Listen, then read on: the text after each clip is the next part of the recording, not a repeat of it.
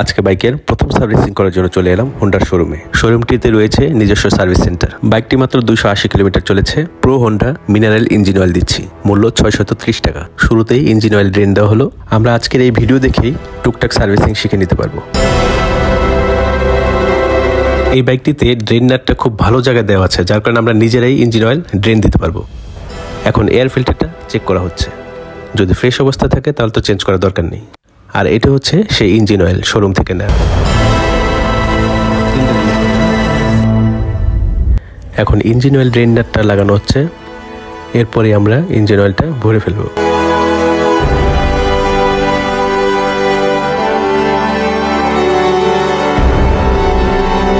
প্রথমে ব্রেক শুগুলো খোলা হচ্ছে, এগুলো চেকিং করা হবে যে ঠিক আছে কিনা, একটু ঘষা মাজা করা হবে। এটা ফ্রন্ট ব্রেক শু, আসলে এটাকে শু বলা হবে না, এটা হচ্ছে ব্রেক প্যাড।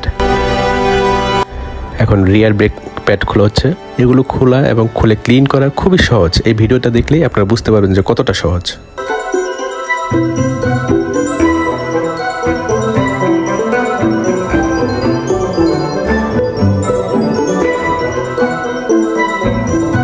এখন চেইন স্প্রকেট চেক করা হবে লুজ আছে কিনা, লুজ থাকলে টাইট করে দেওয়া হবে।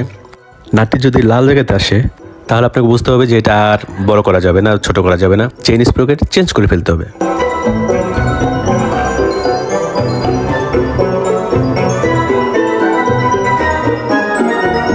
আপনি মিটার চেক করা হচ্ছে? কত থাকতে হয়? এটা আপনার 12 উপরে থাকলে চলে, কোম্পানির নিয়ম 14 রাখা। 14 রাখলে আমরা তো রেঞ্জ বেশি চালাতে পারি না, বেশি একবার বেশি হয়ে যায়।